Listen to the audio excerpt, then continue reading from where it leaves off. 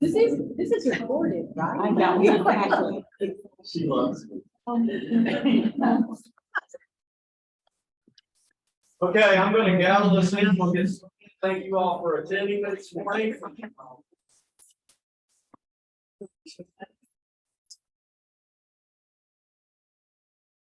Zoom's going, everybody connected? All right, well, thanks for attending our first meeting back at the DRC, who has a fresh look with new carpet, and ceiling tiles and paint. So we thank them for welcoming us this morning. Thank you all for visiting our other locations as we've been remote a little bit. And I think that's important for our workforce board to be out in the community. So thanks to Dallas College for hosting us, as well as the ISD. So more of that to come, I think. You'll notice that Lori is not by my side this morning. She's attending a conference in Washington. The Department of Labor asked her to attend the conference. So it's an honor for her to be there. And there she is on the screen. So welcome, Lori. Good morning. You know, no worries. Ellen has her cane if I get out of line. So actually Lori's there to corral me, but we also have Ellen's cane, the cane of justice.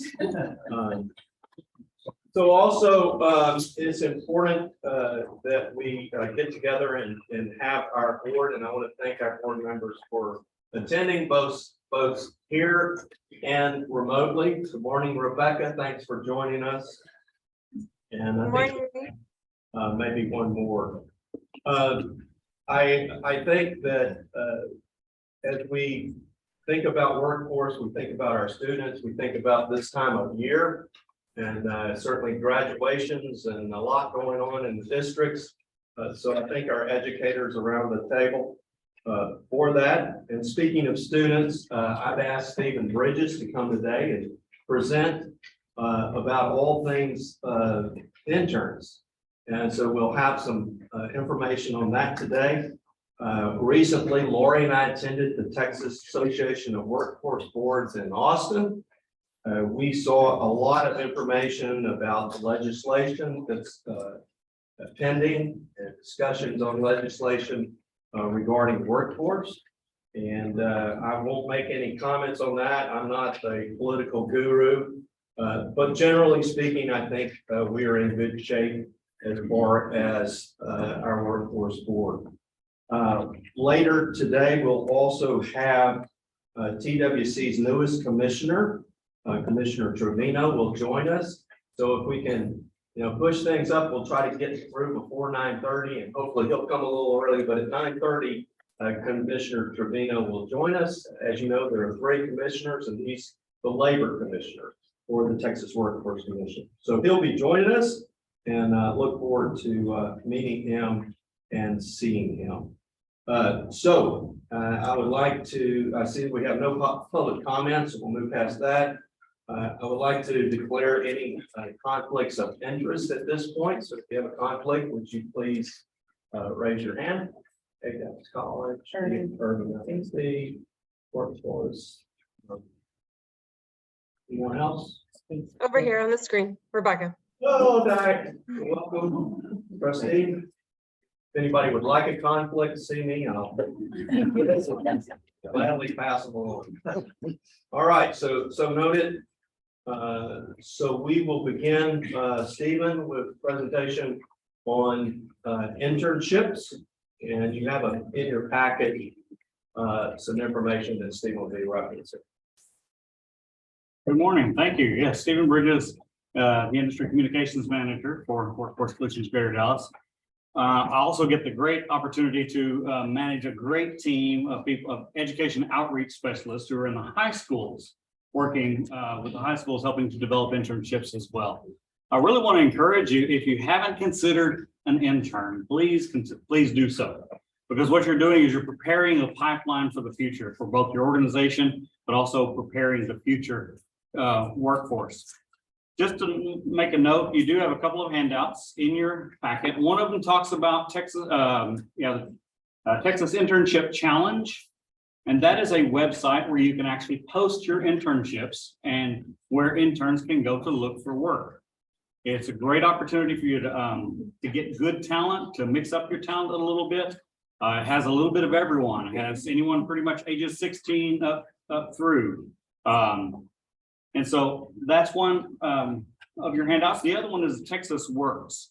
Now, Texas Works is a program that was put on by the Department of Higher Education, and it's an internship program that provides students with the opportunity to build their resumes, gain professional workforce experience, and it's aimed at strengthening their career readiness. Now, this program is for Texas colleges and universities, the students are, because it allows those students to earn a minimum of $20 per hour. An intern also probably not right at 96 hours over a minimum of 8 weeks.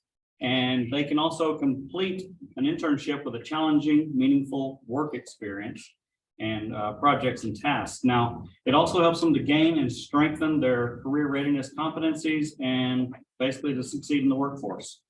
Also increases their confidence and builds professionalism. For you as an employer, basically this gives you the opportunity to recruit and prepare the next generation.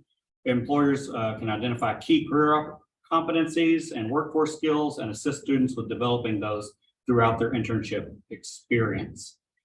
A few things to note, the interns do have to be enrolled in about 6 to 8 college courses, either the semester prior. They must be a resident of Texas, have graduated from high school. So these aren't necessarily for high school students, these are for college students. But what's nice about this program is it actually gives you the opportunity to hire someone at a $20 rate, give them a good paying rate, right? And you can get reimbursed on a reimbursement basis from the Texas Works program at $10 per hour. So if anybody has any questions about that, or you're very interested in the Texas Works program, we do have these packets as well that I printed off. I've got several of these handouts. This is basically an employer overview and program guide. And so this can walk you step by step in doing that. Now, you don't have to be enrolled in Texas Works and utilize Texas Works in order to use the Texas internship program.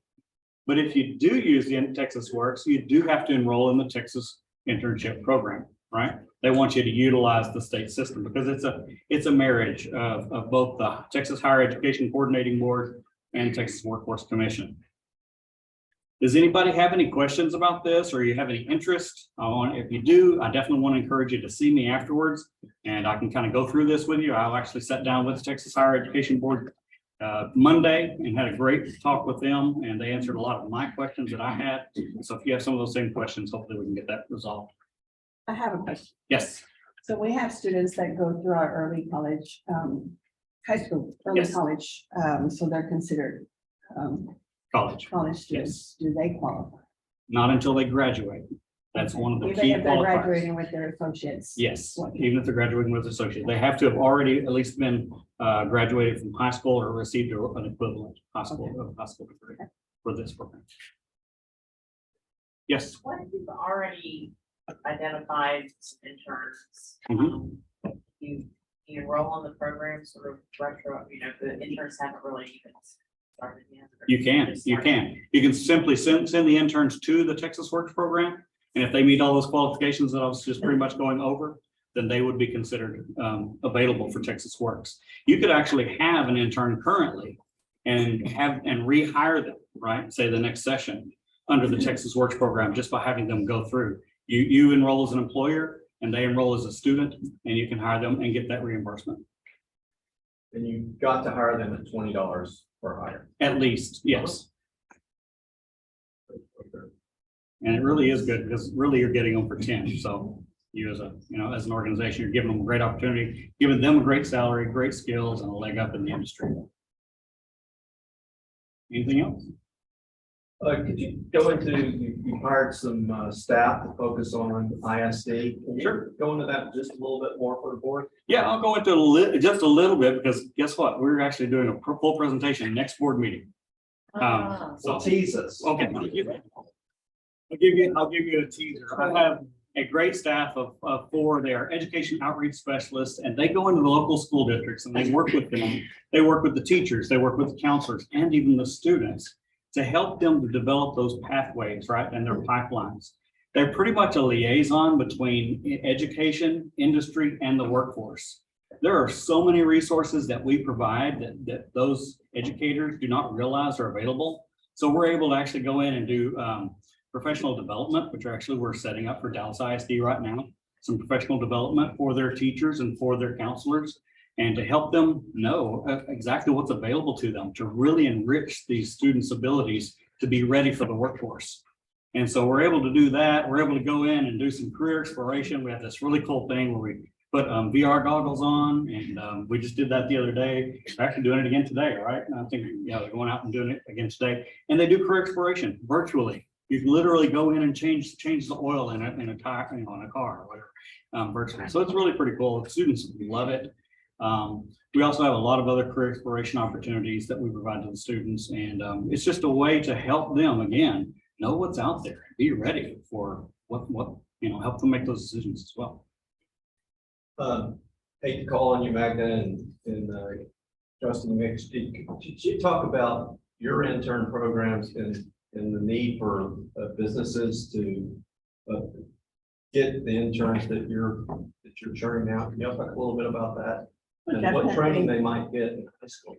Right, well, as you know, we both Dallas ISD and Irving ISD have those opportunities for our students, but we're always open and looking for partnerships. Irving ISD or Irving, actually, Las Colinas, as you know, is home to head of Fortune 500 headquarters. Yeah, 500. So we're always very interested. In fact, any opportunity that we have to get in front of these businesses and industry partners, just to see what they need, so then we can partner. So definitely a need. We're always open for anything that is available for them. Thank you. Yeah, same with Dallas ISD, and Dallas ISD is cooperated with the mayor, who actually, that's for the last decade, who was under the mayor at the time. It was a spearheaded program trying to gain support from businesses to provide internships. We have thousands of students. There are a lot of internships, but not nearly enough.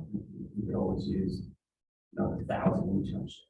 So it's a real great experience for our kids. It's the first time some of them have ever been business setting. All the realistic job skills that they need. It's such great exposure, but the program, as big as it is never large enough. Really encourage businesses. And I would like to add that usually our interns that do get an opportunity to enter, like with city, big corporations, they really don't want them to go to college because they already have a job offered, so when they go and come back, so they great opportunities for them, but we're open to as many as possible. And that's great. That's what my team is actually out there doing. They're trying to develop those relationships, bring them into the school, both for internship opportunities, but also for your programs as far as helping to guide. So, great. Let me see, is there any other educator? Oh, Nakia, could you comment on that? Some of my former students when I was in the school district, actually not only did internships, but after graduation from college, I moved back and actually got full-time employment. So it is a true program that has benefits for the students and for our local business. Fantastic. Counselor? Yeah, I was gonna say, for us, we increasingly are looking to add internship programs. We've got a number of apprenticeship programs, intern programs. We're launching a workforce scholars program. We're, hiring our own students at Dallas College to work, because the reality is our students have to work to support themselves, to support their families. And so why not do it with one of your companies? You get to, do a little bit of try before you buy. Keep in mind, our students, average age are 23 years old, so they're focused, they're committed, they're thinking about their career and what's next for them. And so we are actively encouraging more earn and learn models. Excellent. This is what we do best. We bring employers and job seekers together, and part of that's training. So we really wanted to focus on this today because it's just I hired an intern. It's wonderful. It's been great. It makes me feel educated to teach him about real estate, and he's coming alongside me. So I think I'm bringing on the next generation, and it's noble work, but it's very rewarding. And I just commend all the educators in the room that are doing great work at very early ages to prepare our workforce. And that's what, it's really important and that we wanted to focus on today. So Stephen, thank you for the work. Thank you. Thanks for all our educators and the great jobs that you're doing as well. I'll close with one story. Recently, we went to the Texas Workforce Board Commission, and we went to the Texas Workforce Commission, and I was in my suit and I was taking an Uber, and the Uber driver and I started a conversation. And she said, "Do you work at Texas Workforce Commission?" I go, "No, I'm just a board guy," and tried to explain what I do, and I couldn't do a very good job. And she said, "Well, I want to thank you." "Thank me? What?" She said, "Well, through the Texas Workforce Commission, I received job training to become a truck driver." And she says, "I really don't want to drive the truck in the winter time. So I do in winter time, I do Uber, and during the summer, I do long haul truck driving." And she said, "Were it not for the training that I received from TWC, I wouldn't have done that." She was an immigrant, and it was just a great story. And so she made it real to me, the great work that happens, whether it's job training, whether it's education, whatever it is, that's what we're doing, putting those things together. So again, hats off to everyone for doing that. All right, so moving right along, we're going to pass around a board survey. You'll recall in our work session that we decided that we would have 3 groups that would meet: strategic planning, governance, and marketing. So I asked you to just check what you're interested in from a board standpoint of which one of those. And then I only have, one great ability as your chair, is that I can move you. So I have the power of veto. So please sign up, but be prepared to be flexible. Right, Don't Counselor? remember what you Yeah. signed in it with that, because you have the only piece of paper, right? Yeah. So I have an eraser. So I'm gonna pass that around, and if you would just check one of those boxes. Next thing, you will note that one of our members of the board is not here, and that's Molly Bell. And Molly was appointed by Mayor Johnson to serve on our board. You'll recall that she's the CEO of the Dallas Examiner, a very important newspaper in our community. And so she's really gonna need to focus on that, and didn't have the time to put on this board. Molly and I had a great conversation yesterday. I thanked her for her service. She couldn't be here today. If you get a chance, you have her contact information, give her a call or send her a note and let her know that you enjoyed working with her on our board. We have asked the mayor for a new appointment, and that should be forthcoming. So little change there, and I just want to recognize Molly for her great work on our board and being a part of the great work that we're doing. All right, next we'll move on to our consent agenda. In your package, there's one item, which is the minutes from the last agenda or from the last meeting. I think Deb, you had a change you wanted to point if you were not in attendance, and it was noted in the minutes, so if you can modify that. Any other modifications to the minutes? All right, if not, hearing none, then I would recommend that I would ask for a motion that we accept the minutes or consent agenda. So moved. Moved, okay, and second by Bill. All right, any discussion on the minutes?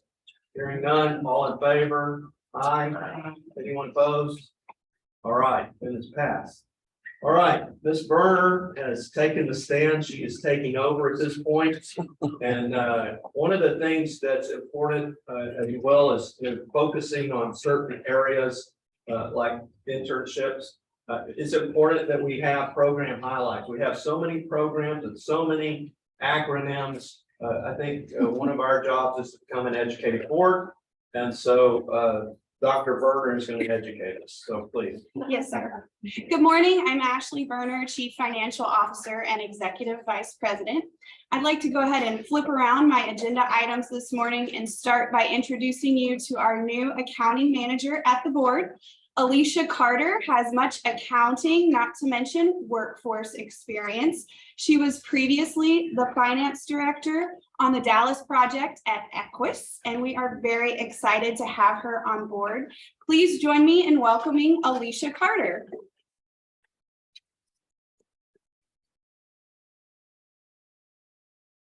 Alicia, would you like to say a few words?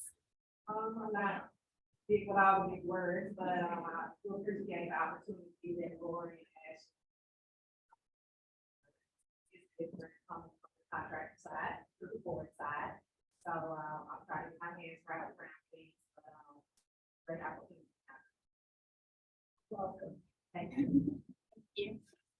I have another quick announcement for you all. You received a handout this morning in your packet, and it's titled Guide to Understanding Nonprofit Financial Statements. This was put out by the Association of Nonprofit Accountants and Financial Professionals.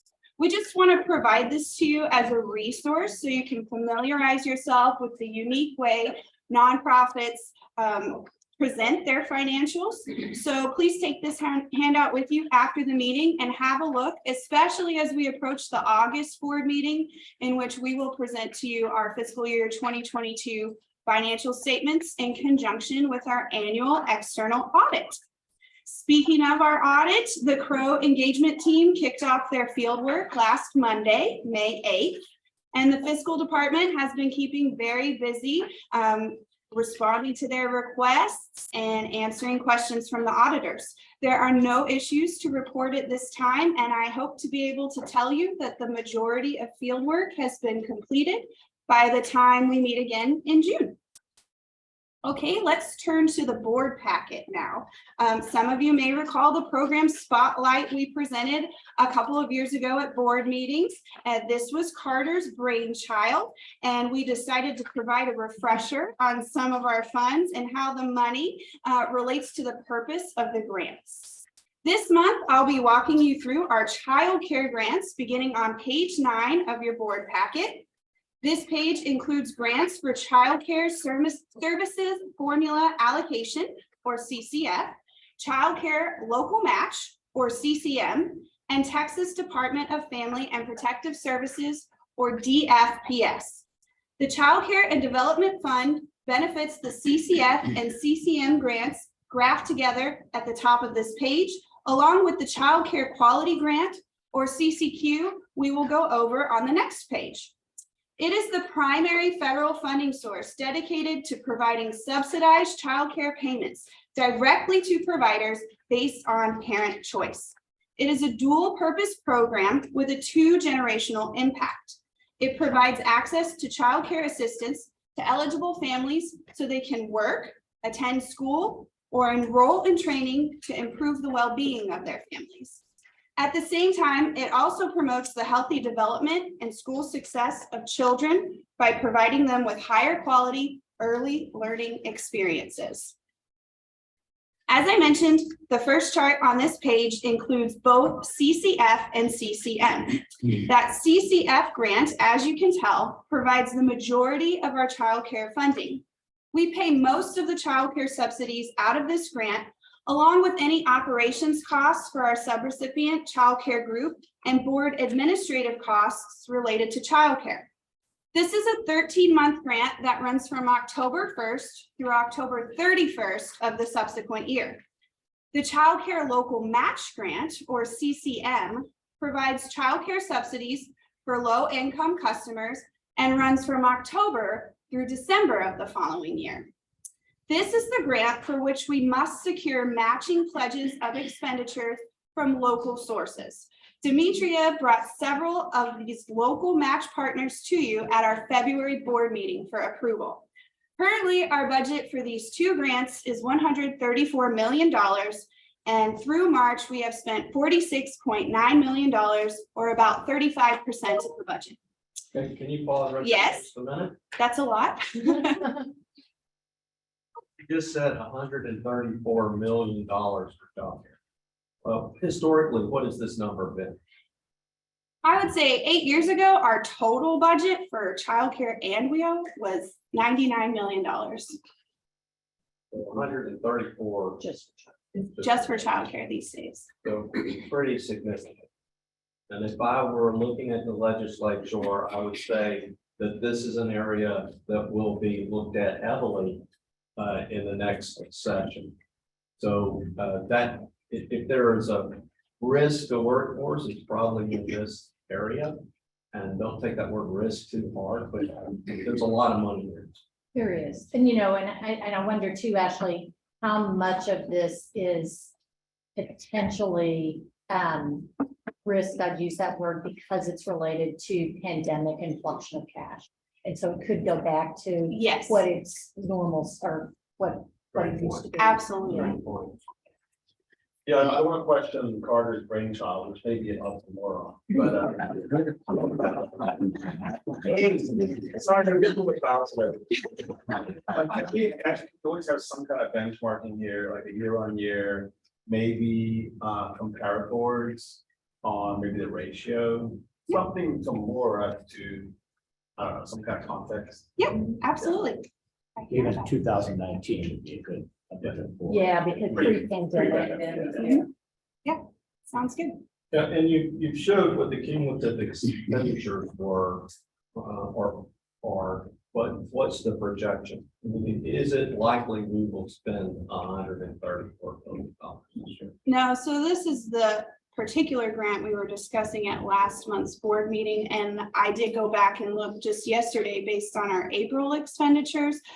We are looking at just around 10 million, possibly underspent based on the trend that we have been spending. Now that's about 1 month of childcare.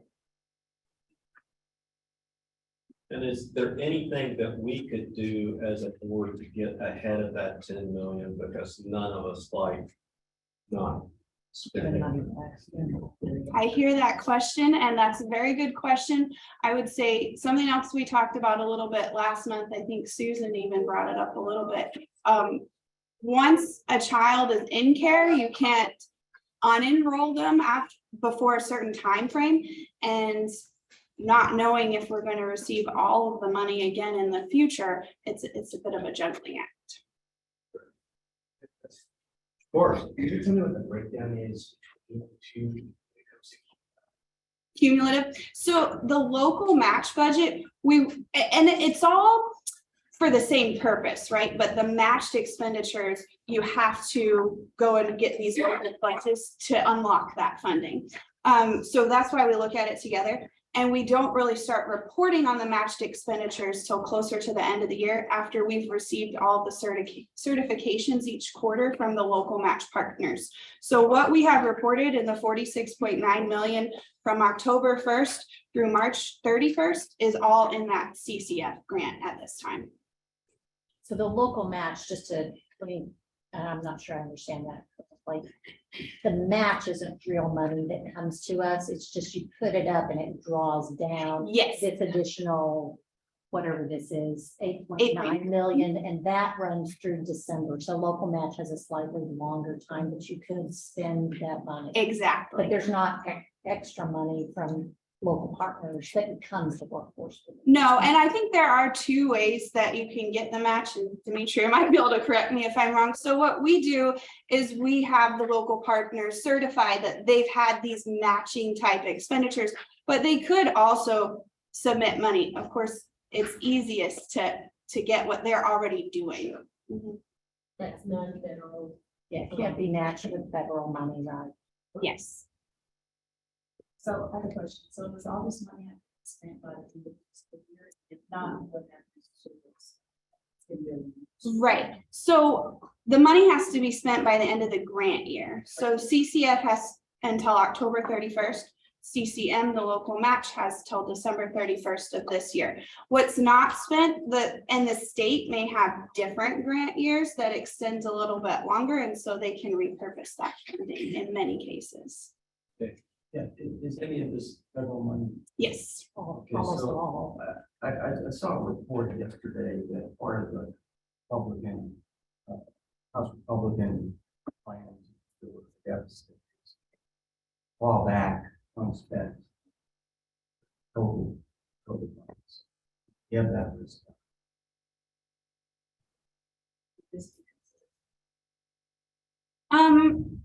CCF does include some COVID monies, yes. But basically, this is all federal money, correct? There's not really any state money, maybe a teeny. There might be, tiny bit. there's a teeny bit within CCF. The next grant is state money that we'll go over. So lots of our grants have different pockets of some state and some federal money. What's the ballpark that's COVID? In the CCF grant for the current year, I could look it up and get you a number. Carter, this is Lori. Hey, Laura. Hey, to answer the earlier question about what can we do to spend more money, I'm going to give you the 4 options. We can continue to over enroll. We are currently at 16,114. That was a couple of days ago. The target at end of year is 15,828. So we're already over the rates, over the issue.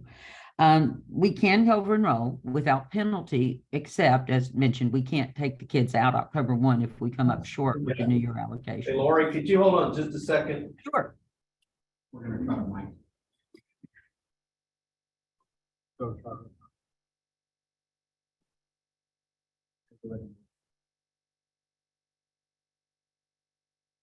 Okay, Lori, go ahead. You sure? Yes. Now I got you. Okay. I was saying we could continue to over enroll as we're doing on page 19. The 3 other options require TWC approval. One would be to increase the cost we are paying for childcare. That's already increased several times during COVID, and we still couldn't pay more than the published rate to any vendor. But we could look at any gaps in what we're paying versus what they're charging private citizens. We could increase overhead cost, that's allowable. And we can also go back to the state and ask permission to move to designate more of the CCF funds for quality. So those are your options for spending out. I don't think any of those alone would do $10 million. But as Ashley says, that's 1 month. If we, we're going to spend this money through October, and 1 month is kind of tight compared to, normal budgeting. You don't want to get any closer than 2 weeks, frankly, because you cannot overspend. The state will not give us the money. Just thought I would offer that. Thanks. Lori, would you look at those different alternatives and maybe come back with a recommendation to the board? Happy to do that with a little help from Child Care Group, just because we need to count on them for whatever we choose to do or choose to support. Thank you. All right.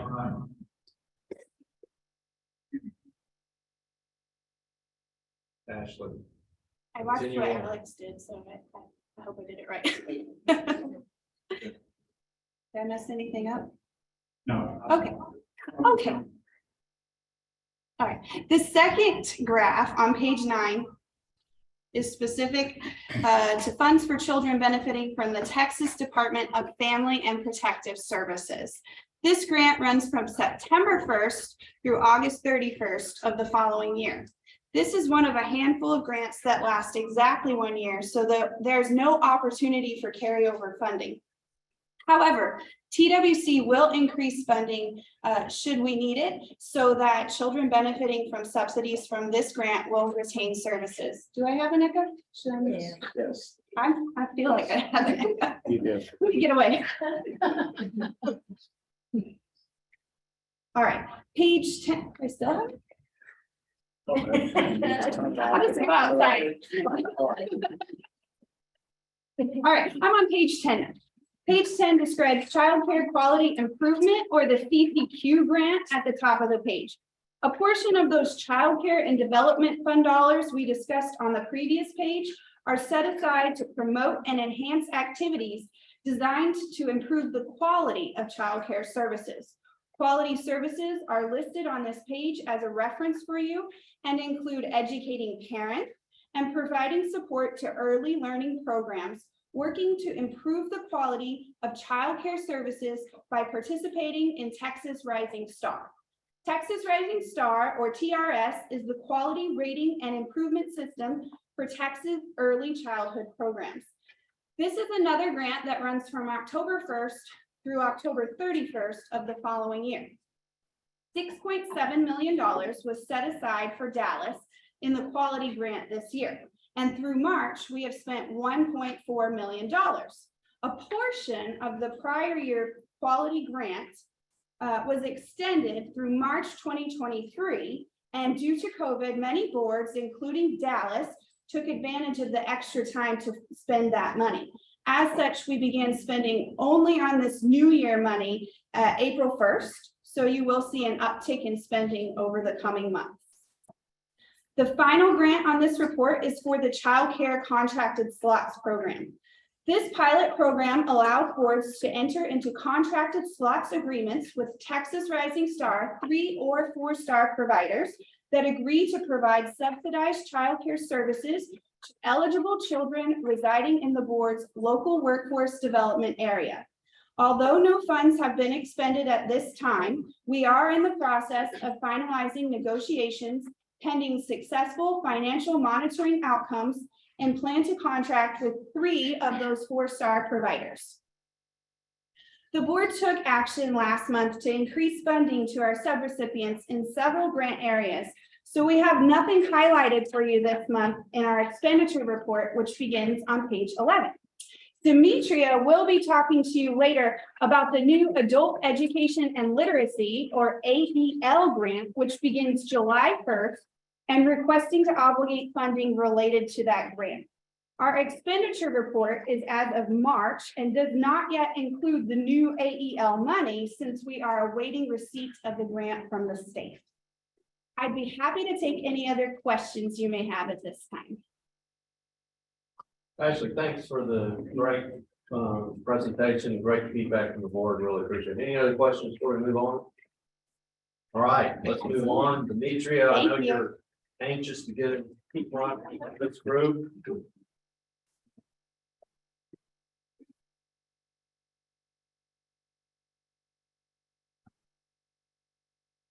Good morning. I'm Demetria Robinson, Executive Vice President, and the contract items I'm presenting this morning are pages 15 and 16. And I don't have a lot of money to talk about like Ashley did. Kind of relieved she took care of all that today. The first item is Equus Workforce Solutions Incentive Matrix for the Workforce System Operations Contract. And annually, we bring this to the board. Our board contracted measures are set by the Texas Workforce Commission. In turn, the same board contracted measures are used to structure the incentive matrix for Equus performance on workforce. This year, most targets were increased except for 3 measures, and including the choices measure that remained the same at 50% of the per target. The performance incentive amount is not to exceed $700,000, which is approximately about 3% of the total contract for Equus. Each measure is weighted individually based upon the negotiated risk. All incentives are paid only on the accumulative end of year performance report provided by TWC in September final year end report. Although the measures are an end of year report, an end of year target, we're looking at them cumulatively monthly in Richard's performance stat, his snapshot. So he goes over that every month, indicating where we are on each of the measures that's listed below. And Carter, once before, we did in Richard's reports, talk about each of the measures. We can read and state that going forward, kind of highlighting, just like Ashley did with the financial issues with, financial subjects like childcare. So we could do the same thing on each measure. Any questions on the matrix? If you could just hit a couple of them, just in case any of our board members are missing it. Choices and dislocated worker, if you can define those categories for us, I think I'm that. gonna bring Richard for that. Okay. He's the performance guy. I don't want to mess that up. All right. Can you do- Sure. I could tell you my version, but. So I heard choices and there was what was the other one? Dislocated worker. I'll start with choices, and I won't read the state definition, but I do actually have it in front of me. I came prepared. But it's basically the percent of choices participants, and taking a step back, those are TANF recipients that are in our work-based program that the state of Texas calls choices. And the percent of them that are in the program, basically. And let's see, the official definition, the participation goal through any combination of allowable activities, supplemented by employment, and so basically the percent of people that participate. And if you recall last month, we had a list of definitions and TANF, it's temporary assistance for needy families. So again, just connecting the dots, 50% of the population served by EQUIS should be TANF. Correct? That's absolutely correct. Wow.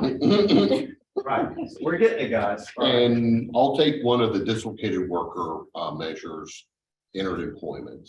So when someone's in one of our programs, hopefully getting training or some other services, when they exit that or when they're finished with the program, the state is looking for employment 2 quarters after they exit.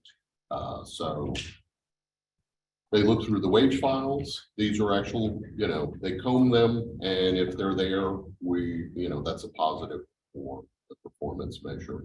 And it's very similar for earnings, median earnings, they'll pull from there as well, and that's also a performance measure. Something else they get from the wage file is if they're working 4 quarters after the exit our program, and that's called the inter-employment Q4. Just to see if the training stuck and they're still on the wage rolls and what that percentage is. And I think the last one I didn't cover, and this is similar for all the WIO measures, is the credential measure. And did they earn a credential, an employer recognized? Right. Yes.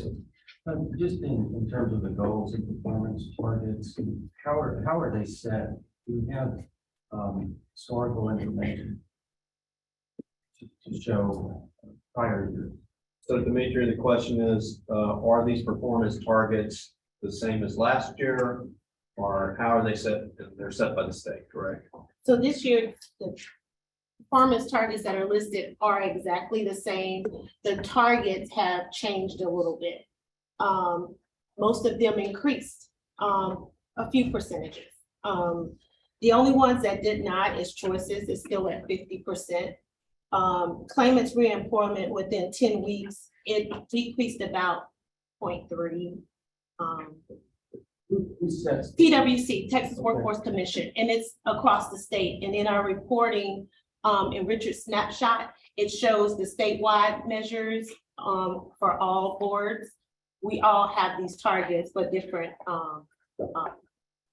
measures. Percentage of risk. And so those are negotiated between TWC, our I3 department, and all boards across the state. Carter, just to add a little more, if y'all can hear me clearly, is it okay? We need to make an adjustment, Lori, in just a second.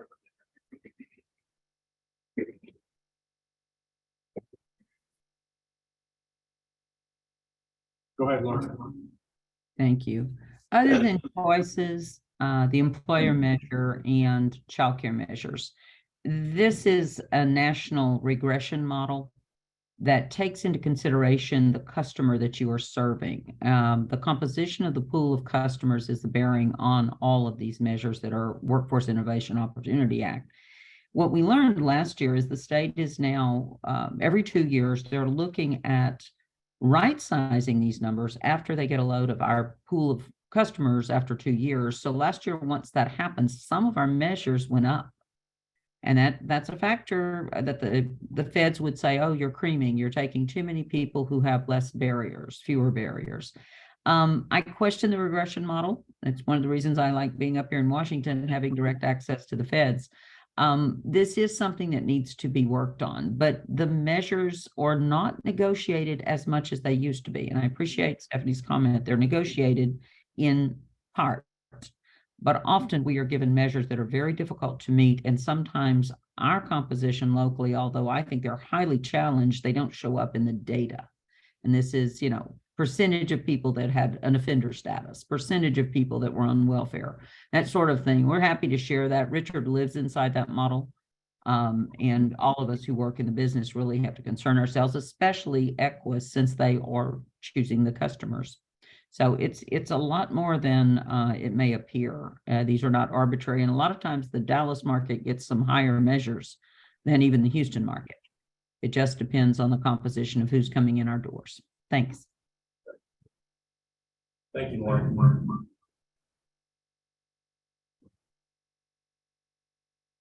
All right. Any other questions?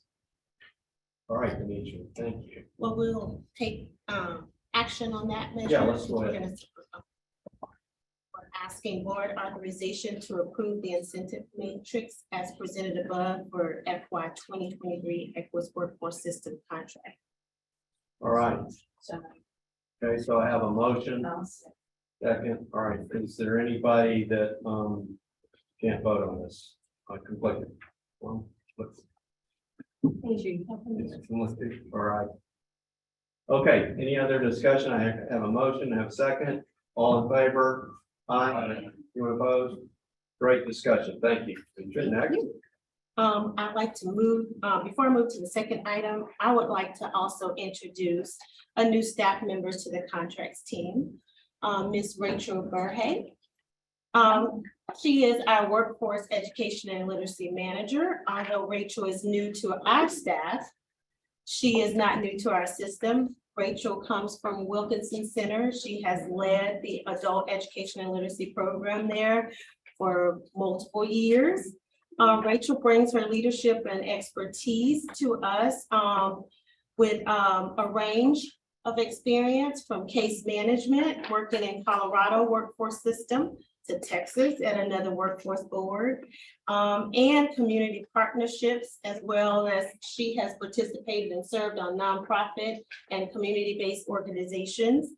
And she goes out and seeks additional grant funding to best serve our customers. So we are excited to have her a part of our team.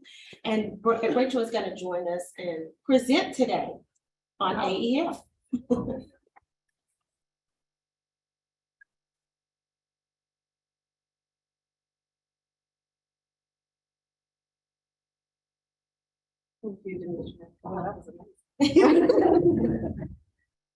All right, good morning, everyone. Thank you for giving me the opportunity to share a couple of adult education and literacy success stories. I always think it's just great for people to hear that you always see the numbers, but then you get to see the real people behind the numbers. And so, is there a video that's gonna show for this?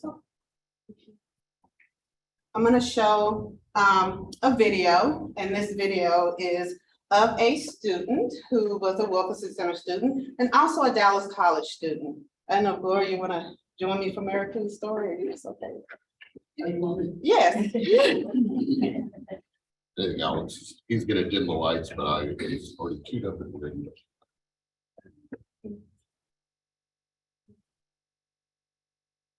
So this is a video, just a partial clip from a Wilkinson Center event, but I wanted you all to have the opportunity to meet Maricruz.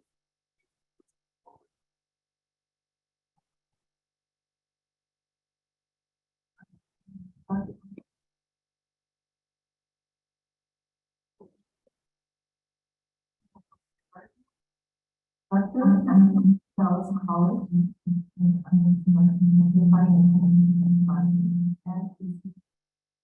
I am so proud.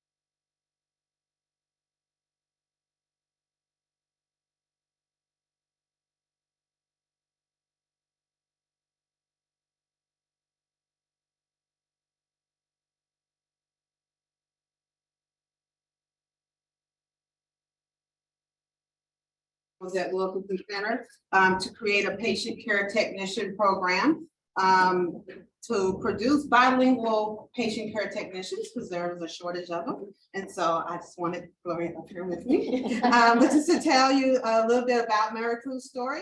In 2020, she joined the Wilkinson Center ESL class and then moved on to GED.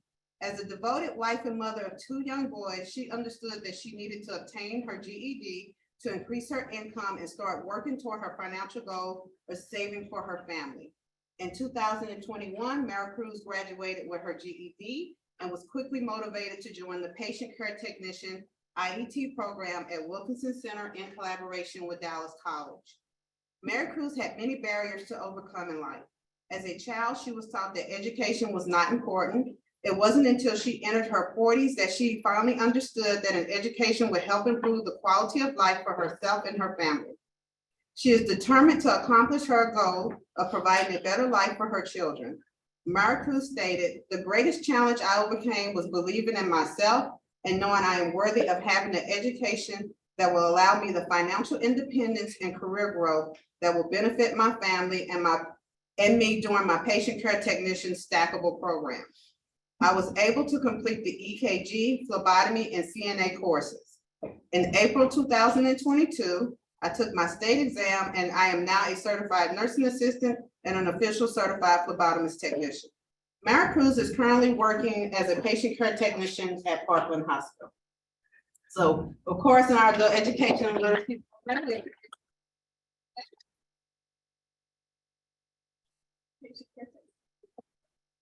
well, I just want to say that this partnership and partnerships like it are crucial to help us serve the needs of our students. What's so unique about what we were able to do with Wilkinson Center, because we're housed at the same location, students just made a seamless transition from the basic adult education and literacy courses that help them obtain their GEDs to technical training.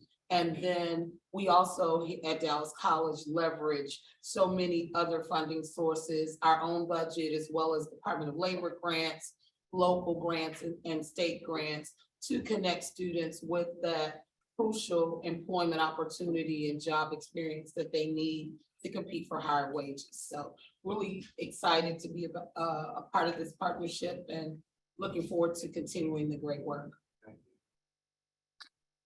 Thank you, Gloria.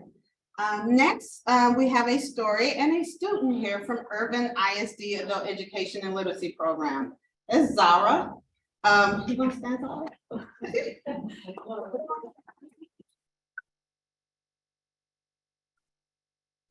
Read a small part of her story that she shared, or Delia Watley shared with us. Zara was born in Dallas and grew up there most of her childhood. According to Zara, I had a lot of friends as a kid and I loved growing up in Irving in a diverse and friendly area. On May 25th, 2004, I had to leave my school, my friends, Irving, and everything I had known to leave for Iraq. I went to 5th grade at the local school built in 1978. Everyone began to know me as the American girl, or that girl who speaks better English than us. My teachers weren't very supportive either. Teachers in the East have a very strict way of teaching that needs no explaining. I would dream of big schools, Ivy Leagues like Harvard or MIT. I would watch college acceptance videos on YouTube and get emotional with the students as if I were them. I got straight A's in all subjects in school. I got involved in coding and computer science. When I wasn't doing homework, I was coding. When I was only in the 8th grade, my father wanted me to marry a 24-year-old lawyer. I knew I had to do something, but what? I wanted her to escape the system we had in education, and education was the only way. Getting a college degree was the only way. Finally, I turned 18. It had been 8 years since I had been in Iraq. I returned to Dallas after an 8 years wait. This was the beginning of my journey. When I was 18, when I tried to apply to high school, but I couldn't because of my age and how much I had already missed. I was heartbroken that I had missed out the entire American high school experience. I cried when I realized that I would need to get a GED to move forward with my intended plans, but I didn't know where to start. I attended classes at Urban ISD to prepare me to take the GED, and it was the beginning of a new and wonderful journey. People in the class came with all different kinds of stories aimed at one goal, and finally, I had very supportive teachers. In the beginning, one of the first people I met on my GED journey was my teacher, Mr. Vulcan, who is also here with her.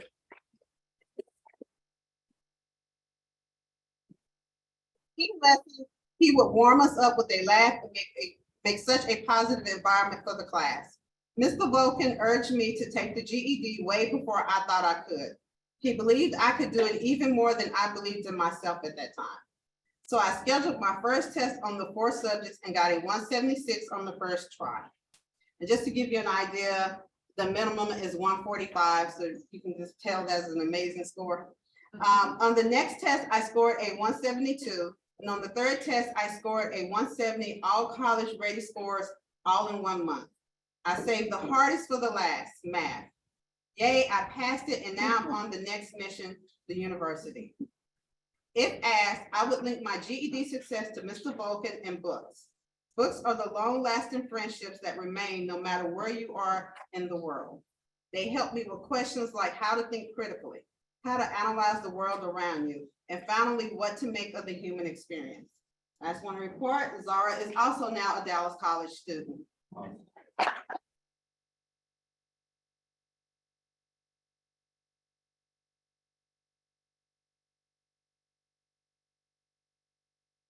I just want to thank everybody for giving everybody a chance and opportunity to advance their education, because it is definitely the most important aspect in everybody's life, the #1 way to grow and just have so many opportunities.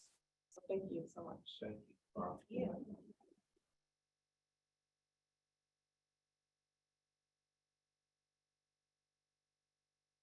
you. Thank you, Rachel. You guys are forced to be reckoned with.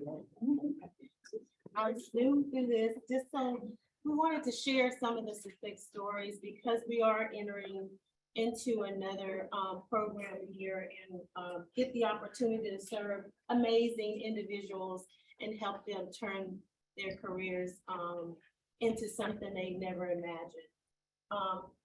As we enter into this final year, we have planning estimates at about 4.4% increase over last year, which is about an $8 million contract for AEL.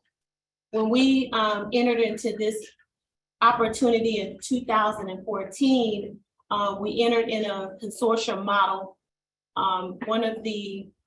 One of two, I think, workforce boards that was a grant recipient, was awarded as a grant recipient. We like to continue those services, so we have one more year in this from the 2018 procurement cycle. TWC will be reissuing the procurement for these services, and it is competitive, and we plan to submit again and work through the community and find additional partners if needed to build capacity. But as of now, we have one more year to continue these services and do great things. And we are asking approval to begin negotiating with the existing consortium partners, which is Dallas College, Irving ISD, Richardson ISD, Wilkinson Center, and Equus to fulfill the grant requirements. We will use the same or approximately similar distributions across the partners. Right now, Dallas College holds about 60% of the grant funding for the for AEL and the targets that go along with it. We have not received those targets to date, nor the grant. So we're not proposing any dollar amount today, but we want to continue to negotiate so we can do not disrupt services to customers. One last thing I want to report is we have had the fortunate opportunity to be at Old Arcadia Park Annex location for the last 8 years. This was a location that DISD currently had classes for GED and ESL prior to WFS Dallas receiving grant funding. We want to thank the ISD for this opportunity because we wouldn't have ever been able to continue those services by looking for space if we didn't resume that space that they had currently. So now DISD has requested to vacate the premises only because they are renovating that space for a middle school. Students will start there in August because of their existing school is being renovated and will not be ready for them to return at the beginning of the school year. So we're asked to leave by June 30, which it's okay. We're going to be fine. We're working with other partners and community partners to find space. We currently have about 6 classes going on there now with about 140 something students. So we can accommodate that somewhere else. And so we're grateful for the opportunity to serve in West Dallas, but we will continue to search for space in classroom areas in that community. Have the participants been notified? They have. So our program year ends June 30. So this is really a good time to transition. So when we start back in July, we'll have new locations, but we're closing out a program year. So it's good time. All right, so Demetria, Rachel, thank you for making your work real to us as a board. And Zara, thank you for your hard work. And we look forward to seeing your success story, you coming back before this board and telling us the rest of the story, because you're not finished, I can tell. So thank you for coming up here today. All right, there's a recommendation in front of us. Yes, it is. Recommendation is to approve staff to negotiate with existing AEL consortium partners, Dallas College, Urban ISD, Richardson ISD, Wilkinson Center, and Equus Workforce Solutions. Using similar percentage distributions allocated as in previous contract years, contingent upon receipt of grant targets from TWC. and we will bring those negotiated amounts back. Okay, so about half our boards is conflicted on this, so raise your hand. If you're conflicted, yeah, Just a clarifying question. sure. Would this be the appropriate time to, and I have literally no recommendations, so it's probably an extra question. But to, think about expanding this program or rethinking the locations of this program?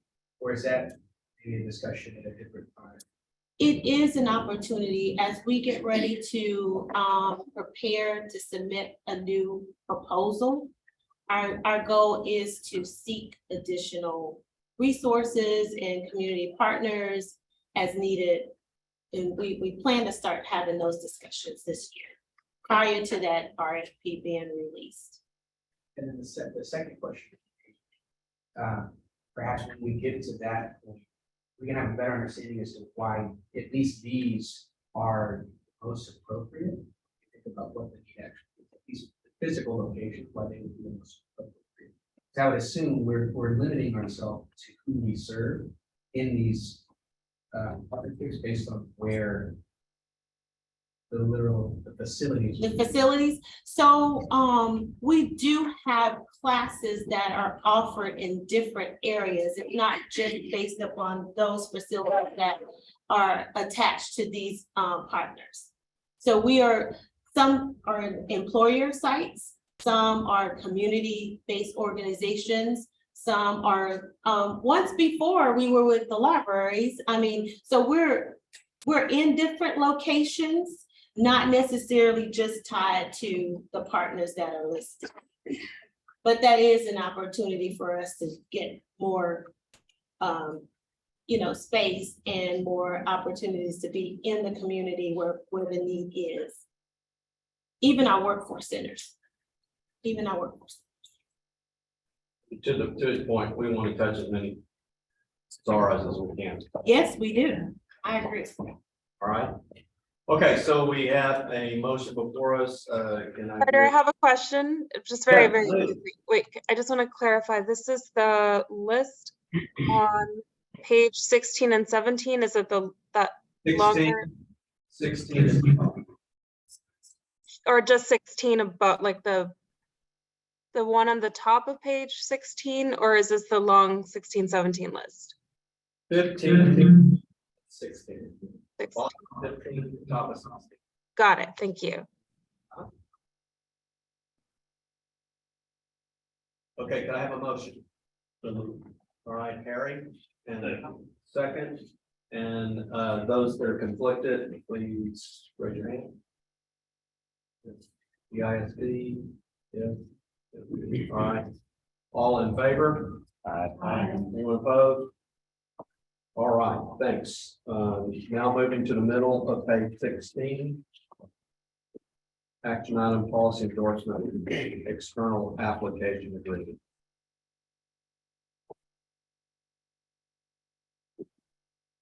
Good morning. Connie Rash, Senior Vice President and Board Secretary. And if you look at your handout, or email this out to everyone on the Wednesday. It's right behind the flyer for top tier. The title of it is Addendum to the May Board Packet.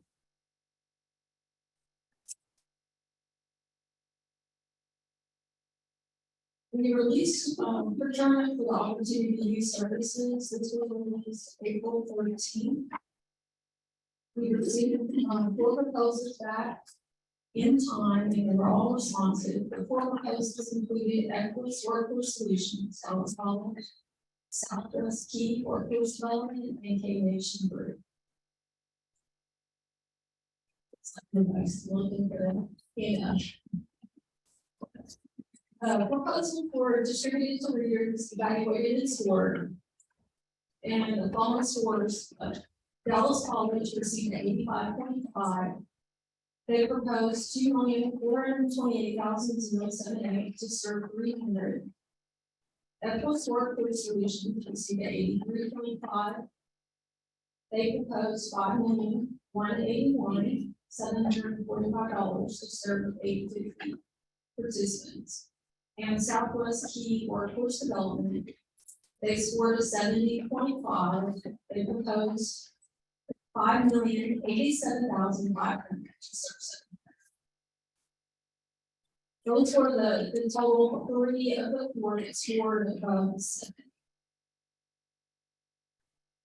Currently, Dallas College has a youth contract for $1,017,428. And we anticipate, based on Ashley's projections, to spend approximately 37% of that. Equus has a youth contract for $5.5 million, and they're expected to spend approximately 9%. We believe the funds are available to be fully obligated with the 2 current vendors, Equus Workforce Solutions and Dallas College. And we thank Southwest Key for their permission, but they are not recommended for negotiation at this time. That's my feature. Can I just a clarifying question? So a current contract is projected to spend 37% by end of contract. Yes. So this would be additional dollars on top of, I mean, there would be additional dollars, a new grant. Yes. That's my question. That's a question about Southwest. Yeah. So what was the rationale as to why they're not? There were all sorts of reasons. One of the primary reasons was they really didn't write towards Dallas. They didn't have a whole lot of good examples of how they would integrate the youth work in Dallas. It's a smaller contract, they've done really well in South Texas. So that's why they still scored a 7. There really wasn't good indication of partnerships. And there's all sorts of criteria that we look for. It was a weaker proposal than the others. All right. Any other questions? I guess I have one more question. Okay. What was so we've got 37%, 90% of previous contracts. What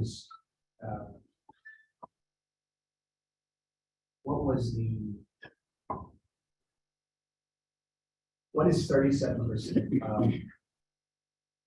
1.017? What's 90% of 5.5? Horrible math, so sorry. 370,000. For Dallas College.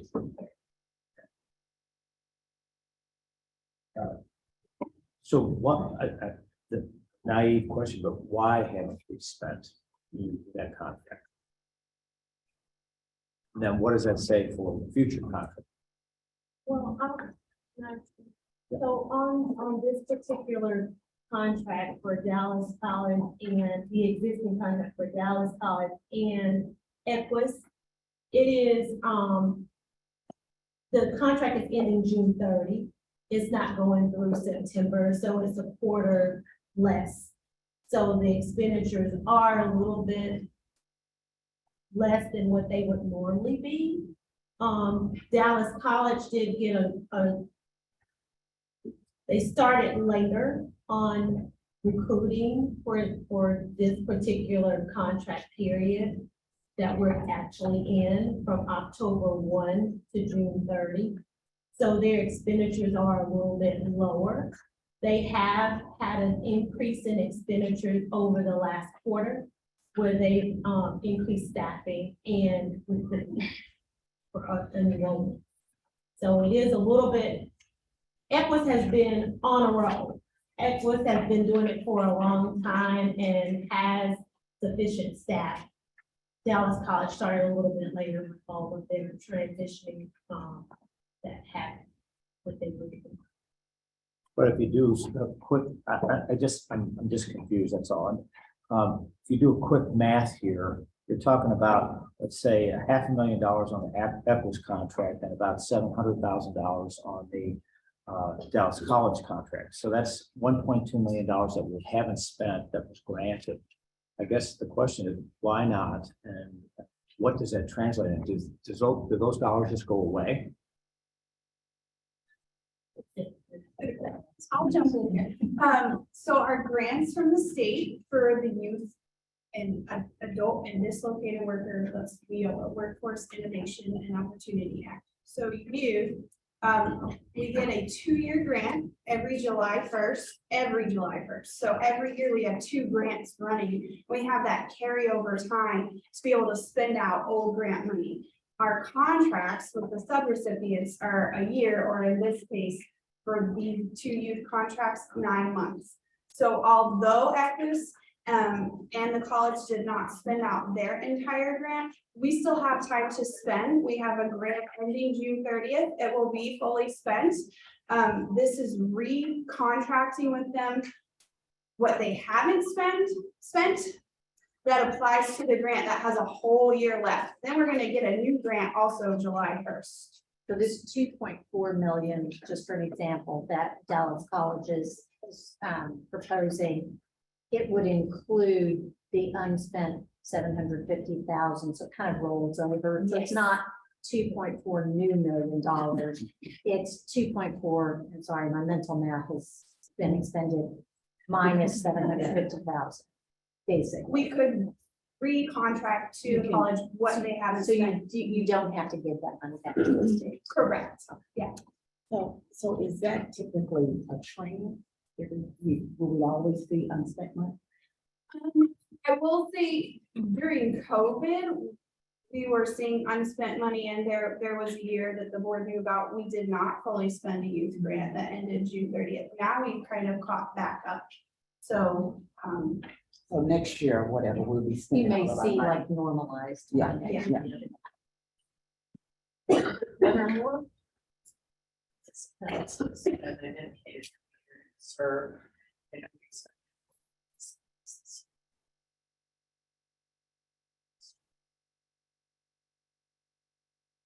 With the numbers that they proposed. Yeah. Know what level of increase that is. Equus, currently is serves 600. So they're proposing 850. I just comment that, I really appreciate what you did with AEL. It sounds to me like the board's will is to have the same sort of presentation on opportunity youth next time. So I would ask the board's patience that we come back to you with a presentation on opportunity youth, who they are and what these programs really focus on. I know it's a tough audience, and we've talked about this before in this board meeting. That opportunity youth is a huge challenge, not because we don't want to spend or not because we can't. It's a tough audience. So I'll just say that. Susie, do you have a question? I did, but Ken kind of asked part of it. Kind of asked part of it there, so I got it answered. Thank you. And I will say that I've heard Ashley's explanation before, probably multiple times, but I still have a hard time grasping all that. Let's do So, a presentation on it next time. Yeah. I think that would be yeah, great. and so I get it, but every time I see something new, then I go, oh, now why? So. I will like to add a little bit. So I know you said that Equus is planning to increase, but is that the same for Dallas College, or how can we ensure that they spend more than that 37%?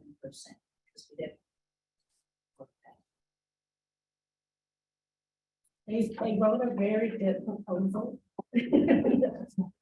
Which most of our vendors do write very good proposals. It is a very hard population to serve, but we do have to ensure that we increase the number. There are needs in our community that we need to meet. So we'll work closely with them with enrollment, with outreach. We will bring updates back to the board. All right, so we have a recommendation in front of us, with board authorization to contract and obligate funds to Dallas College, Texas, contract amounts to be reasonable based on prior performance and spending to yield a greater number of youth served. contracts will be presented for ratification at the August meeting. So if I could have a motion regarding that. So moved in a second. I'll say. All right, second. Conflicts, so noted that was Scott. Yes, yes, all right. All in favor? Aye. Anyone opposed? All right, that motion passes. Thank you. Good morning. My name is Richard Perez, and I am going to cover the economic snapshot, which starts on page. Richard, hold a moment. Okay. You know who you are. Hold that thought. We have a couple more items. to do. Now we're back on page 16. Yes. We're back in 16, sorry, Richard. We still have a couple policies and some grants. Page 16 in the board packet, there's no local flexibility in one of the WIOA and youth eligibility policy. Just a quick background, WIOA considers a youth living in a high poverty area automatically meets the following criteria. A high poverty area is defined as having more than 25% poverty. Richards pulled the zip codes in Dallas County that have at least 25% or more living in poverty for identified in a policy. We'll incorporate the zip codes, and this will allow our new contractors to outreach and identify youth who may be potentially eligible for our programs. This should help outreach more youth. The next policy is the severance policy, and this was already covered at previous meetings, but this is our official employee severance policy. It's a supplement to the employee handbook, effective March 1st, and subject to certain limitations to applicable law and policy. The Dallas may potentially provide separation severance payments for staff. This applies to all exempt, non-exempt, full-time and part-time employees. The limitation is they must have at least 5 years of employment. Any employment with the organization in cases where employment termination is due to a triggering event. The potential amount of severance to any eligible employee shall be determined by the board president. That's just in a nutshell. You guys already received the policy in well. And I will comment, I've already vetted that with council, so this is standard and it should have been here for a long time, so now it's in place. So can we get a recommendation on these two policies? Yeah. Motion, So moved. all right, and second. All right, no conflicts, all in favor? Anyone opposed? All right, so moved. Thanks. Before Richard now speaks.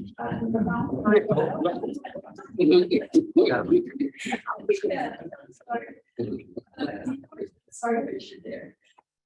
External applications, just real fast. The National League of Cities, we partnered with the city of Dallas, and there's really no funds involved in this. It's more of a planning grant.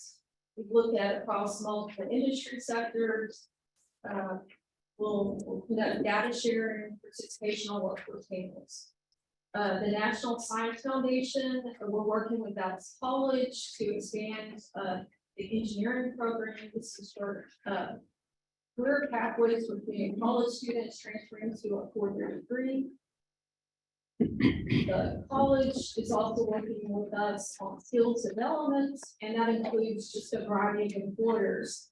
The total trained is 838 with over $1 million in budget. And then lastly, the Talent Connection. This is a grant through the governor's office. Empower, which works with veterans, offering IT training, CompTIA, Google IT, and project management. So that's pretty much it. I did highlight 2 grants that were funded. I won't go through all of those, but you can read those at your leisure. You'll note that the typo on page 17. So you can correct that. Okay, progress. All right, So we have a recommendation that we authorize to ratify grant support indicating above and no funds, but indicating our support. So if I could have a motion for that. All right, Deb, in the second. All right, Bill, thank you. Any conflicts on that? Yes, Dallas College. All in favor? Aye. Anyone opposed? Okay. Now I can go. Yeah, I was just excited to get up here. So, Richard, you're free to be about to go. So on page 18, I'll go over the economic snapshot. And I'll continue the thread of sort of going behind the numbers on our performance. But I'll just start, unemployment rate is ticking down a little bit for March. It declined to 4% even. But over the year, employment gains are still strong, looking at March 22 to March 2023. And in addition to things kicking up, the continued claims are inching up a little bit, both from February 2023 as well as from March 2022. We've seen some of the layoff notices in the press, Bed Bath & Beyond, and some of the other employers. So they are happening, but not huge numbers yet. And of course, I always like to look at the job recovery number going back to February 2020. Dallas employment gains are still strong at 117,000 from that time period. So something new in the orange box on that page, we wanted to look at maybe just some items behind the performance measures. So these are 3 students that were in the median earnings gain, and I just wanted to touch on each one of them. I'll start with the youth. So the youth for this measure, he or she went to Dallas College, attended their machine operating program with our contract with Dallas College Youth Program. She completed the training, and 4 quarters later, her earnings are $62,106. And she's currently working at a manufacturing plant in the DFW area. The next one, WA adult, attended the SAP Enterprise Systems Analyst Training through distance learning at St. Michael's in Houston, successfully completed, and it's making $81,596. And then the last one, dislocated worker, he had some previous IT experience, but he was laid off and out of the workforce for a bit, attended IT project management training at Computer Minds, and 4 quarters later is making $139,179, which is much more than he previously made in his IT positions. So just a little idea of what it is behind the performance measures, that it does touch people. It's not just a number on a page. They all have meaning and maybe some life-changing events, especially for the youth and the adult and dislocated worker. So I'll continue on. You guys had asked for some of the visits by center and the greeter numbers. I did that. That's on the top right, as well as the reasons. You'd also asked, let's see if we can go back beyond or pre-pandemic.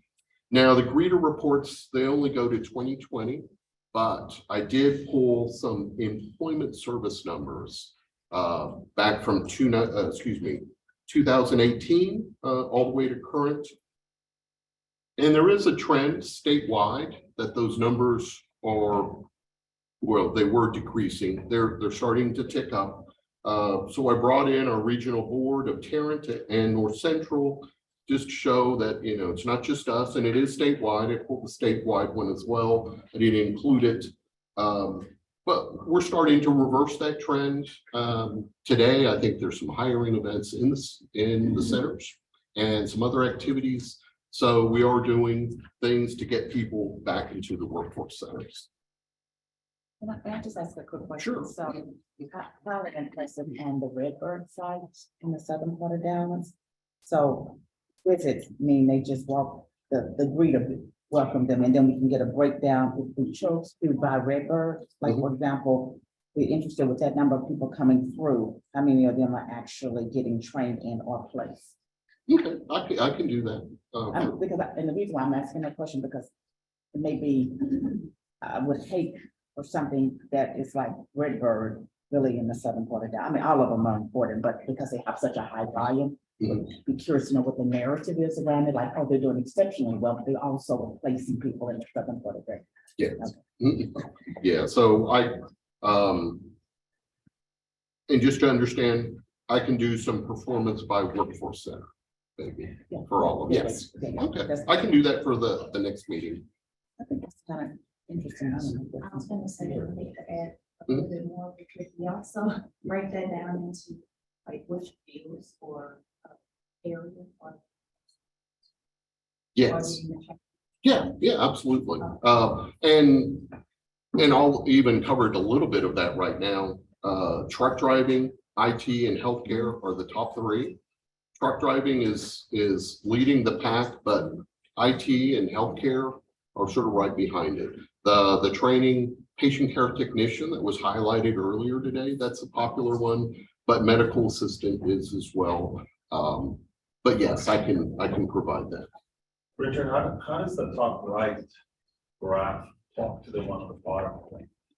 And I'm glad you mentioned that. They're not similar. Employment service are the number of people that are in our fund code for employment service. The greeter, they don't necessarily have to be in that number, but they visit the workforce center, they look for a job. Most of them are, to get the full slate of services, they would have to be employed in the employment service through Work in Texas, and that's called the Wagner Pizer. I don't want to get into some weeds, but they would have to sort of sign up to be in employment service to get, like, we'll call it a full slate of, you need help with resume. But if somebody just wants to come in and say, I just want to use the resource room, maybe look for some jobs, they might not sign up for that. So top right's about 9,000. The bottom figures are more like 17. Yeah. If you had to translate that, like currency exchange, whatever, what would it look like now, you think, on the bottom right? You said we're upticking. Yes, I would say maybe in the 19,000 range. Yeah. So roughly 20, so let's just say, let's suppose there's 100,000 visits for all these centers over the year. That's someone coming in the front door. They're seeking a variety of services, and roughly 20% of that is employment related. Correct. Right. Yeah. And the reason they're visiting the centers is on the bottom left. But the top ones are, virtual services, job search. I'm here to use the resource room as the top one. So, and they could be duplicative because somebody could come into the center, let's say on Monday, they come back on Tuesday and Wednesday, just trying to look for jobs, checking all the boards and maybe Work in Texas for any leads. But what is virtual services? It's just services that would be just provided outside of the workforce center. So they could be provided like an orientation, maybe like for WIOA virtually, like through Zoom, or yes, yeah, workshops. I think some of we'll call it's another acronym, RESEA, which is basically services for dislocated workers or people who are unemployed. Sometimes those services can be provided virtually. I think they're encouraged to go back into the centers, but they could be virtual, and maybe some other. So the question I have. when we say 27,000 visits for virtual services, we're not saying 27,000 people went to a center to then have virtual services. That's not what we're saying, or is it? No, yeah, they could have received them at home or, yeah. Yeah. Is there any other questions? So the telecenter, is that related? So I'm looking at the chart on the top right. Is the telecenter?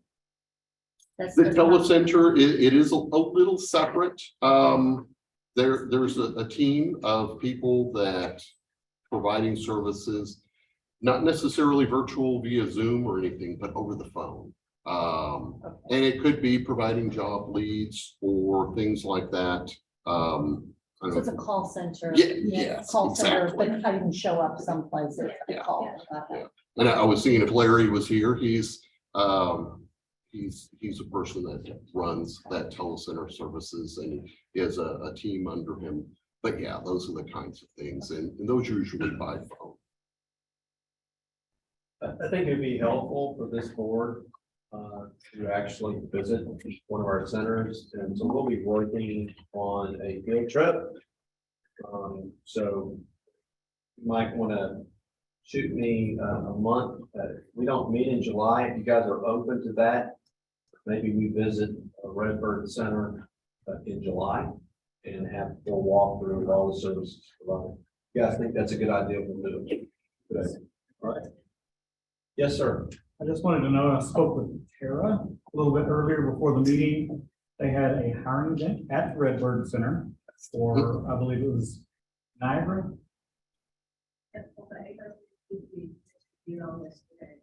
Over 1,000. Over 1,000 people showed up yesterday for the job. So the numbers are up to. Yes. And those kinds of things happen, not necessarily every day, hiring events that big, but they do try to have hiring events in the centers at least once a week, in different days, so they're not all in one day. But yes, we are trying to draw people to the centers. Richard, I have a question. Yes. In your numbers, do they include for those?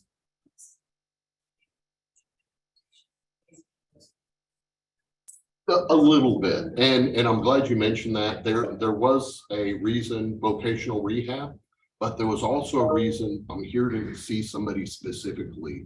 And I think there's a little bit of mix in those of for vocational rehab case managers. They know who they are. They said, I'm here to see John Smith, and they just go straight to him. So I think some of the voc rehab numbers are lost a little bit in that, and some of the other, we'll call them hard numbers. I know there was a map that had some of the numbers floating around by area, but I might request like just what the total number is for Dallas County.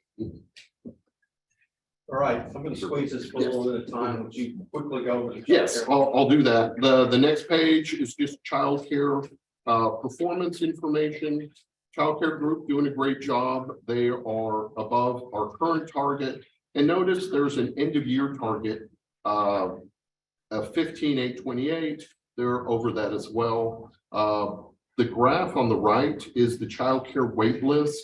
You guys asked to see it. I went ahead and plotted it out. We've been tracking it since 2022. It's sort of up and down, but childcare group is outreaching parents. They are enrolling. They're doing a good job. They're sending out hundreds of packets every week. So they're doing what they can to get children into the system. And the next page is childcare quality. It's sort of flat, but I do know there are some centers that are, let me see if I wrote this down.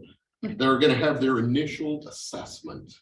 So there is a large grouping of those. So hopefully some of those will transition into brand new TRS centers. So we're looking forward to an uptick for the next report. And is there any questions on the childcare pages? Not on the childcare part, but can you expand a little bit on the continued claims? Sure. Let me go up. So the continued claims are. Okay. So the continued claims are the unemployment insurance claims that are filed currently. And there's just a little bit of an uptick from both last year at this time, as well as from February. And I think it's just from some of the activity of some layoffs that we've seen happen or heard happen, excuse me, in the area, store closings. And there's been some reductions in some companies and plants as well. Not a whole lot that are shutting down. I think we've heard of like some retail stores. I mentioned Bed Bath & Beyond, but it's just trimming of the workforce, we'll call it. All right, thank you, Rebecca. If you could just scoot over to page 24. Yes, and just real quick, we did reach out. Well, take a step back. We're not meeting measurable skills gain for adult dislocated worker and youth. We had a conversation and a great training with the Texas Workforce Commission. They provided us guidance and assistance on basically how to improve that measure. We also reached out to our sister board in Borderplex, which is El Paso, on how they're doing it, because they're meeting all three of those, and we got some good information there. Awesome. And just one more thing, our contractor Equus is working diligently. We took the information that TWC and El Paso provided us, and they're entering data. So hopefully we should see any uptake in that performance. Right. That's all I got. Any general comments or questions for Richard? I got one maybe for everyone presenting the board. Maybe it's a brainchild, and I'll call it make a wish. When you're presenting numbers, if you can, you know your world really well, if you can point out one number each time anyone comes up here that you wish was different. And tell us what that number is. And identify where you think we can make a difference on that number. That'd be nice. And if you can add to that, if someone out there is doing that already and you learned about it, tell us how they did it. So find the number you wish was different. Tell us how we get to a better number, a realistic number. And then I think it's helpful for us to focus on what you want different. Yes. I don't know. But I noticed on the childcare, we have a section there for families and definitely. I guess my question is, with all the other homeless, do we have any programs that assist homeless families? Do we have something like that? I mean, I know that was for jobs, childcare, but we assist the families themselves. Well, there's certainly agencies in Dallas that do that. And do they seek grants? It's the real question. Are they seeking grants for providing those services? Vocal Alco is the one that comes to mind. Does a phenomenal job in that space. So they are funded by various grants. Are there any of our grants? I can't answer that.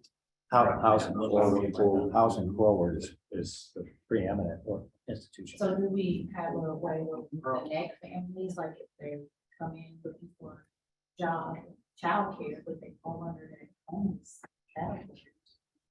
Help them at least connect to those resources. Yes. Yeah. The referrals, they are aware, even our contractors are aware of which referral agencies to send those individuals to, if they make that connection, and vice versa. We're getting referrals for those that are in shelters that may need childcare assistance. I know that from the childcare side of the house. We have worked with Vogel for ADL services once before. We're trying to partner with them again. I met with them about 3 weeks ago. in efforts that they're increasing their services, expanding their services, and where we can fit in with providing additional services for job search and childcare opportunities. But I would like to correct a misconception, misperception, and that is that homelessness is actually significantly down. We've had a 32% reduction in chronic homelessness, 14% reduction on shelter in the city in the last 18 months. So we have this mindset that we have this huge, and a lot of people equate panhandling with homelessness, and because we've seen a significant uptick in panhandling has nothing to do with homelessness. So yes, it's a significant problem that we still face, but we've had some significant gains in that area. I think you're right, Ken. I think where we're seeing challenges still is housing insecurity. And so people that are at risk of experiencing homelessness is increasing, but actually unhoused has decreased. Well, and I brought that up because I just live San Francisco. Yeah. And it is, really bad, so I saw, just kind of an uptick, and I was more pertaining to nationwide, kind of uptick in homelessness. And, of course, we work with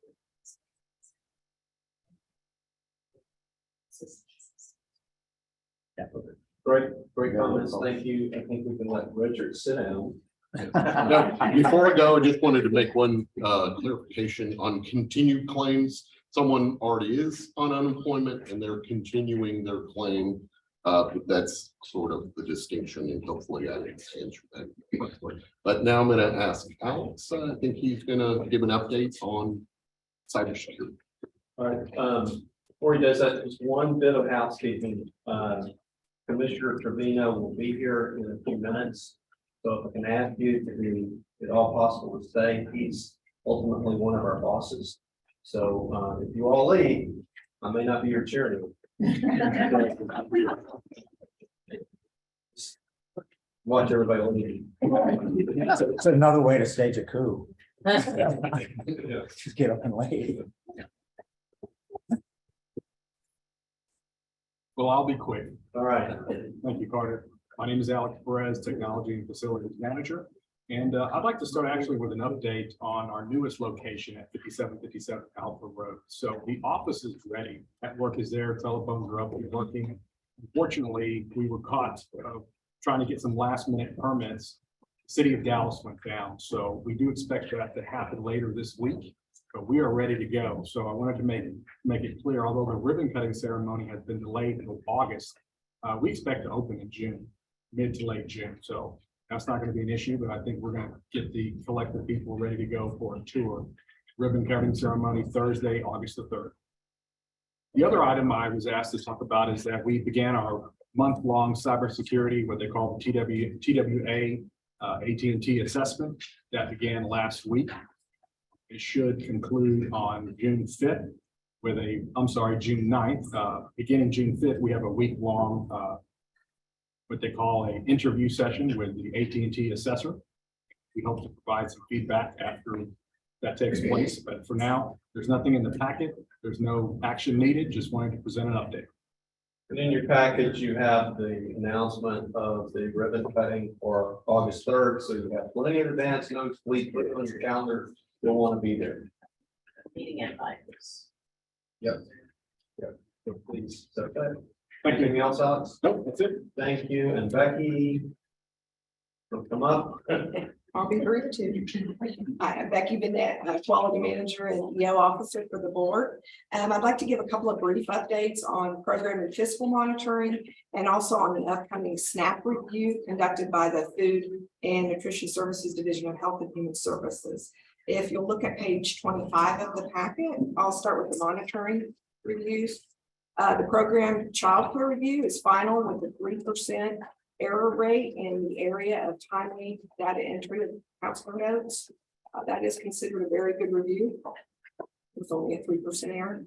Regarding the fiscal reviews, the following reviews are ongoing: Equus, Dallas College, Richardson ISD, Wilkinson Center, Child Care Group, and with additional documentation currently being reviewed by the monitor.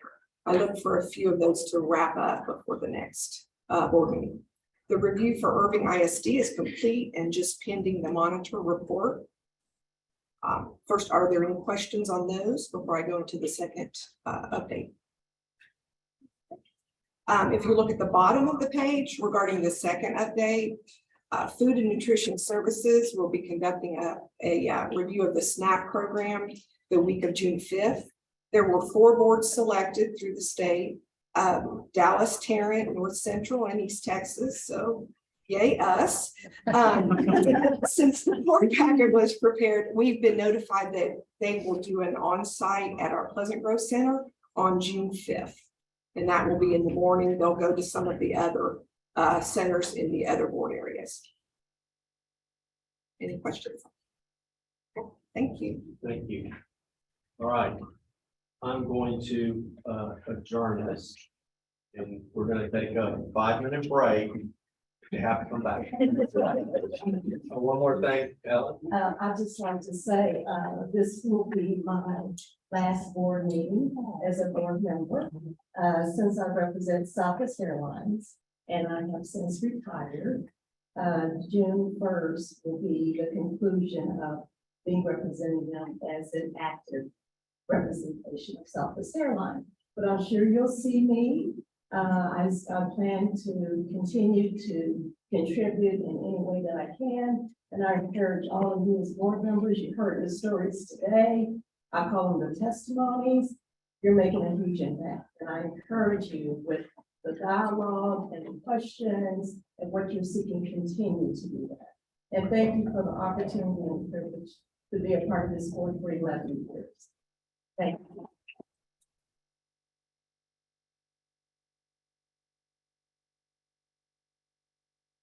If you're paying with me. All right, you can have a short break and then please come back and we'll do Mr. Pavilion.